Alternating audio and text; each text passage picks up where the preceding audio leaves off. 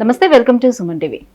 చిగుళ్ళ నుంచి రక్తం రావడానికి కారణాలేంటి? ఇలా చిగుళ్ళ నుంచి రక్తం వస్తే ఎటువంటి సమస్యను ఎదుర్కొనే అవకాశం ఉంటుంది? అలాగే ఈ చిగుళ్ళ నుంచి రక్తం వస్తుంది అని దీనికి మనకి సిమ్టమ్స్ ఎట్లా తెలుసుకునే అవకాశం ఉంటుంది? ఈ విషయాలన్నీ తెలియజేసేందుకు మనతో పాటు ఉన్నారు ఎఫ్ఎంఎస్ ఇంటర్నేషనల్ డెంటల్ సెంటర్ నుంచి పెరోడాంటిస్ట్ డాక్టర్ అరవింద గారు. Hello ma'am. హలో సుజిత గారు. మ్యామ్, ఇప్పుడు చిగుళ్ళ నుంచి బ్లీడ్ అవడం అనేది ఎందుకు జరుగుతుంది? చిగుళ్ళ నుంచి రక్తం రావడం మేజర్గా గమ్ ఇన్ఫెక్షన్ వల్లే జరుగుతుంది. అంటే మనకి టీత్ చిగురు మరియు ఎముక సాయంతో దవడలో ఫిక్స్ అయి ఉంటాయి. ఆ పళ్ళ చుట్టూ పాచిగార ఏర్పడినప్పుడు చిగురు సమస్యలు మొదలై చిగురు ఇన్ఫెక్షన్ వల్ల ఫస్ట్ జింజివైటిస్ అనే ప్రాబ్లం వస్తుంది. జింజివైటిస్లో ఫస్ట్ సిమ్టమ్ అనేది మనకి చిగురు నుంచి రక్తం రావడం. సో పేషెంట్ ఏదైనా గట్టిగా కొరికినప్పుడు, అంటే యాపిల్స్, జామకాయలు అలాంటివి, లేదంటే బ్రష్ చేసినప్పుడు బ్లీడింగ్ కనిపిస్తూ ఉంటుంది.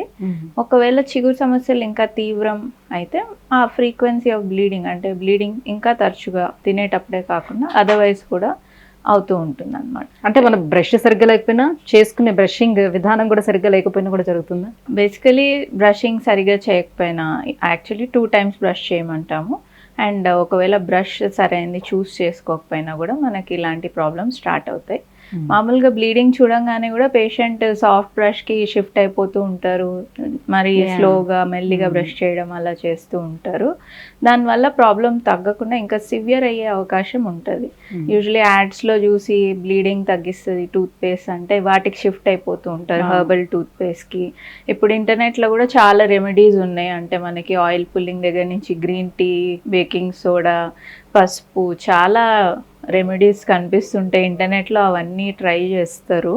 అయితే ఈ రెమెడీస్తో ఏంటంటే వాటిలో ఉండే కెమికల్స్, ఆస్ట్రింజెన్స్ అంటాము, టానిన్స్ వల్ల ఏంటంటే బ్లీడింగ్ అనేది టెంపరీగా ఆగుతుంది. బట్ మనం అండర్లైన్ ప్రాబ్లం అనేది సాల్వ్ చేయదు అనమాట. సో మనకు పర్మనెంట్ సొల్యూషన్ కావాలంటే గమ్ ఇన్ఫెక్షన్స్ని అడ్రస్ చేసుకోవాల్సి ఉంటుంది. ఇంకోటి ఏంటంటే ఒక్కొక్కసారి పేషెంట్స్కి ఏమైనా విటమిన్ డెఫిషియన్సీస్ కానీ, ఎస్పెషలీ విటమిన్ సి డెఫిషియన్సీ ఉన్నా కూడా గమ్ బ్లీడింగ్ అనేది చూస్తుంటాము. ఇంకొకటి ప్రెగ్నెన్సీ అప్పుడు కూడా చాలా మంది కంప్లైంట్ చేస్తారు, చిగుర్లు వాపులు ఉన్నాయి, బ్లీడ్ అవుతుంది అని. ప్రెగ్నెన్సీలో ఏంటంటే హార్మోనల్ చేంజెస్ వల్ల కొంచెం పాచిగార ఉన్నా కూడా సివియర్ రియాక్షన్ ఉంటుంది బాడీలో, దానివల్ల బ్లీడింగ్ చూస్తూ ఉంటాం. స్మోకర్స్లో ఏంటంటే చిగురు బ్లీడింగ్ అనేది కూడా చిగురు ఇన్ఫెక్షన్లో కనిపించదు.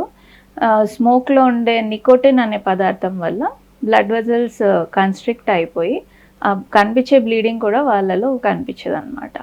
అండర్లైన్ డ్యామేజ్ అనేది జరిగిపోతూ ఉంటుంది. సో హోమ్ రెమెడీస్కే పరిమితం అవ్వకుండా ట్రీట్మెంట్ తీసుకుంటే బెటర్. ఇలాంటి అంటే ఇప్పుడు మనకి చిగుళ్ళలో ఇన్ఫెక్షన్ వచ్చింది, దీని సిమ్టమ్స్ మనకి ఎలా తెలుస్తుంది? ఓన్లీ బ్లీడ్ ఒకటే కనిపిస్తుంది, ఇంకా అదర్ సిమ్టమ్స్ ఏమైనా ఉంటుందా? చిగుళ్ళ నుంచి రక్తం రావడం ఫస్ట్ సైన్ నేను చెప్పినట్టు. దాని తర్వాత బ్యాడ్ బ్రెత్ ఉంటుంది, అంటే నోటి దుర్వాసన ఉంటుంది, మీకు ఫుడ్ ఇరుక్కుపోవడము, పళ్ళ మధ్యలో గ్యాప్స్ ఉండటము, కొంచెం లేటర్ స్టేజెస్లో అయితే మీకు పళ్ళు కదిలిపోవడం కూడా చూస్తుంటాం అనమాట. సెన్సిటివిటీ ఒకటి, ఇవన్నీ ఉంటాయి. సో ఆ బ్లీడ్ అనేది ఎలా ఆపాలి, తగ్గించుకోవటం ఎట్లా? దీనికి మెయిన్ రీజన్ మనం చిగురు ఇన్ఫెక్షన్ కాబట్టి చిగురు ఇన్ఫెక్షన్ అనేది ట్రీట్ చేసుకోవాలి. ఇప్పుడు ఎర్లీ స్టేజెస్లో కనుక మనం ఐడెంటిఫై చేసుకుంటే దీనికి క్లీనింగ్ ఆర్ స్కేలింగ్ అనే ప్రొసీజర్ ఉంటుంది.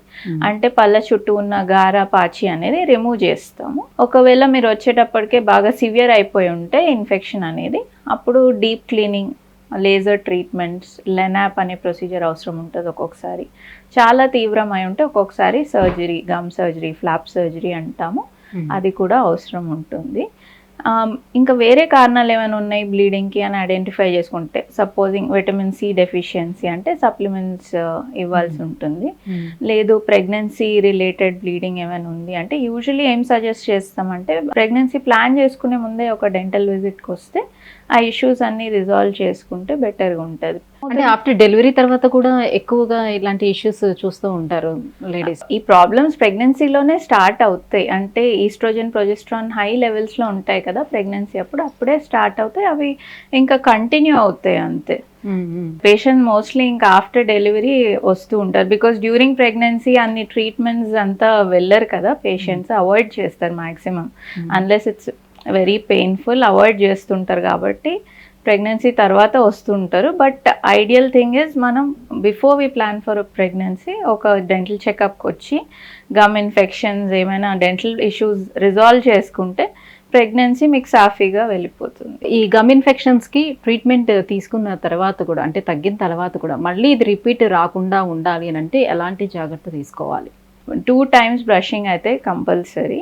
చిగురు ఇన్ఫెక్షన్ ఆల్రెడీ ఉంటే ట్రీట్మెంట్ చేశాక కొన్ని గ్యాప్స్ అనేవి ఏర్పడతాయి టీత్ మధ్యలో. సో అవి కూడా డైలీ క్లీన్ చేసుకోవాలి. మళ్ళీ నార్మల్ బ్రష్ అనేది టీత్ మధ్య గ్యాప్స్లోకి వెళ్ళలేదు. సో ఫ్లాసింగ్ కానీ వాటర్ ఫ్లాసర్ లాంటిది యూస్ చేసుకోవాలి. స్మోకింగ్ లాంటి హ్యాబిట్స్ ఉంటే మానేసేయాలి. అండ్ ఒక బ్యాలెన్స్డ్ హెల్దీ డైట్ తీసుకుంటే అన్ని పోషకాలు అందేటట్టు దెన్ గమ్స్ హెల్దీగా ఉంటాయి. సో గమ్ ఇన్ఫెక్షన్స్ వల్ల నోటి దుర్వాసన వస్తుందని చెప్తున్నారు, కానీ నాట్ ఓన్లీ గమ్ ఇన్ఫెక్షన్స్, ఇంకా అదర్ రీజన్స్ వల్ల కూడా వచ్చే ఛాన్స్ ఉంటుందా? చాలా బ్యాక్టీరియా ఉంటాయి మౌత్లో. గుడ్ బ్యాక్టీరియా ఉంటాయి, బ్యాడ్ బ్యాక్టీరియా ఉంటాయి. మనం తినే food bad bacteria break down చేసి కొన్ని సల్ఫర్ కాంపౌండ్స్ని రిలీజ్ చేస్తాయి అన్నమాట. ఆ సల్ఫర్ కాంపౌండ్స్ వల్లనే మనకి బ్యాడ్ బ్రెత్. ఒకటి మెయిన్ రీజన్ ఏంటంటే బ్యాడ్ బ్రెత్కి నాలుక పూత అంటాం కదా, టంగ్ కోటింగ్ వైట్గా టంగ్ మీద చూస్తుంటాం. టంగ్ని దగ్గర నుంచి చూసారంటే చాలా రఫ్గా ఉంటుంది. సో అది డైలీ క్లీన్ చేసుకోకపోతే దాంట్లో బ్యాక్టీరియా బాగా ఏర్పడి అదొక మంచి నిచ్ లాగా ఉంటుంది బ్యాక్టీరియా పెరగడానికి. సో అదొక మెయిన్ రీజన్ మీకు బ్యాడ్ బ్రెత్కి. నాలుక పూతే కాకుండా పుప్పిపళ్ళు. ఇప్పుడు పుప్పిపళ్ళు ఉంటే ఫుడ్ ఉండిపోతుంది, ఫుడ్ ఉంటే మళ్ళీ బ్యాక్టీరియా పెరుగుతాయి. సో ఇట్స్ అ సైకిల్ అనమాట. మీరు అన్నట్టు చిగురు సమస్యలు ఒకటి. దెన్ ఎక్కడైనా నోట్లో చీమ ఏర్పడింది అనుకోండి, అది ఏ కారణంగా పుప్పిపళ్ళ వల్ల కానీ, చిగురు ఇన్ఫెక్షన్స్ వల్ల కానీ, యాప్సెస్ అంటాము, లేదా జ్ఞానదంతాల వల్ల కానీ చీమ ఏర్పడిందంటే కూడా బ్యాడ్ బ్రెత్ అనేది ఉంటుంది డెఫినెట్గా. ఇంకొక మేజర్ రీజన్ ఏంటంటే డ్రై మౌత్. ఇది మన నోట్లో లాలజలం, సలైవా అనేది చాలా ఇంపార్టెంట్ రోల్ ప్లే చేస్తుంది.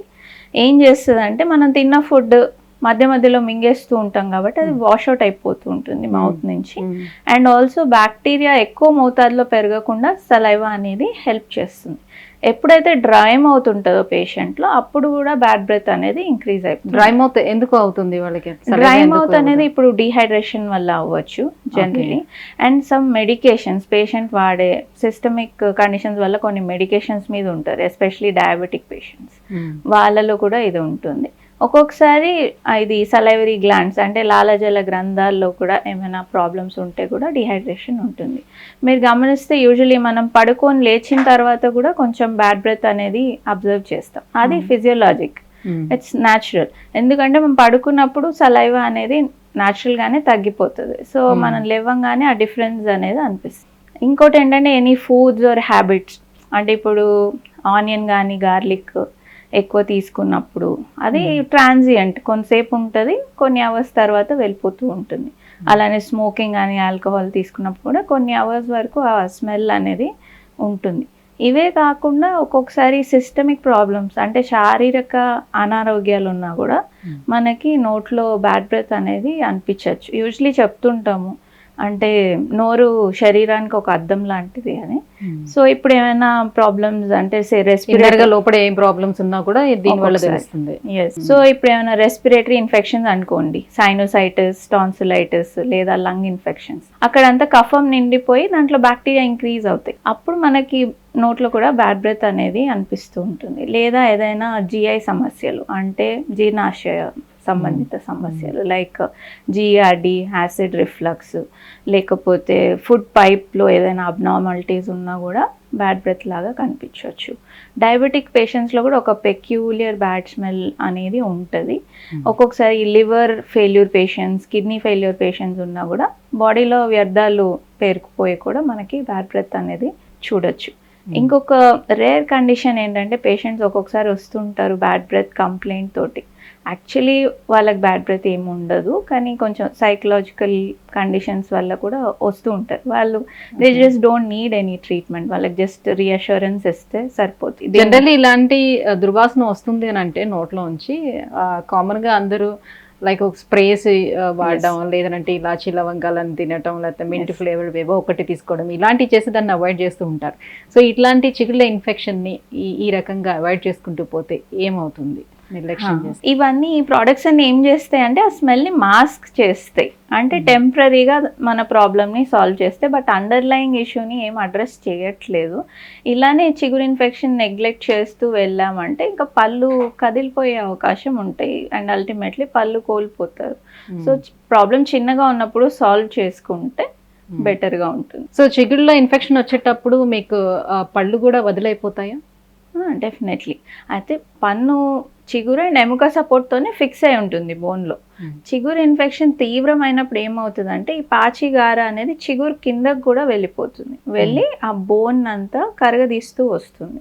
ఇది ఒక చాలా స్లో ప్రాసెస్. సో పేషెంట్ అంత గమనించరు. ఈ చిన్న చిన్న ప్రాబ్లమ్సే ఉంటాయి, బ్లీడింగ్, బ్యాడ్ బ్రెత్, సెన్సిటివిటీ ఉంటుంది, అక్కడక్కడ ఫుడ్ ఇరుక్కుంటూ ఉంటుంది, అంతే తప్ప పెద్ద ఇష్యూస్ ఉండవు. కాబట్టి చాలామంది నెగ్లెక్ట్ చేస్తూ ఉంటారు. ఆ బోన్ సపోర్ట్ అనేది బాగా తగ్గిపోయింది అనుకోండి, పళ్ళు మెల్లిగా కదలడం start. అది ఇంకా సివియర్ అయిందంటే పళ్ళు లూజ్ అయిపోయి ఇంకా ఊడిపోతాయి. అంటే ఆ టైంలో ఇంకా అప్పుడు ఇన్ఫెక్షన్కి ట్రీట్మెంట్ తీసుకున్న ఎటువంటి రిజల్ట్ ఉండదు అంటారా? అంటే అన్ని పళ్ళు ఒకేసారి వదులవడం అనేది చాలా రేర్. యూజువలీ ముందర పళ్ళతో స్టార్ట్ అవుతుంది. ముందర చిన్న టీత్ ఉంటాయి, కింద దవడలో ముందర పళ్ళు స్టార్ట్ అవుతాయి కదలడం అనేది. సో అట్లీస్ట్ 1-2 పళ్ళు కదిలినప్పుడు వచ్చినా కూడా మిగతా టీత్ అట్లీస్ట్ మనం సేవ్ చేసుకోవచ్చు. సో కొంతమందికి చిగుళ్ళు కలర్ చేంజ్ అయి ఉంటాయి మ్యామ్.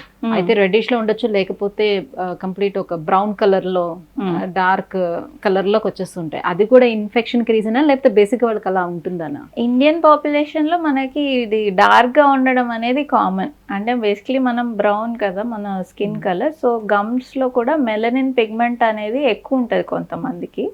ఒక్కొక్కసారి ఏంటంటే ఫేస్ కాంప్లెక్షన్కి చిగురు స్మైల్ చేసినప్పుడు చిగురుకి కొంచెం మిస్ మ్యాచ్ ఉంటూ ఉంటుంది.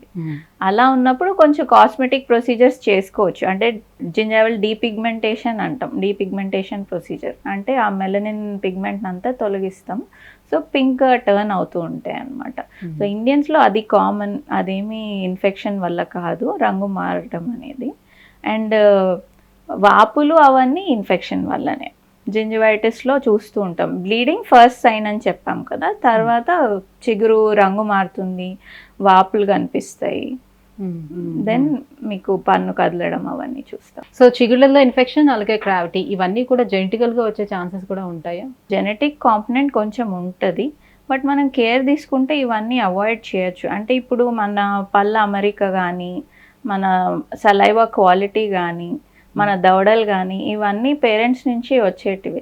సో అది జెనెటిక్ కాంపోనెంట్ అనేది కొంచెం ఉంటుంది, but if you take enough care, జాగ్రత్త పడితే ఇవన్నీ అవాయిడ్ చేయగలిగిన problems. Right, thank you so much ma'am. So చిగుళ్ళలోని సమస్యలు రావడానికి, ఇన్ఫెక్షన్స్ రావడానికి ఏంటి రీజన్స్, ఎలాంటి ట్రీట్మెంట్స్ అవైలబుల్ ఉన్నాయనే విషయం తెలియజేసినందుకు థ్యాంక్ యూ.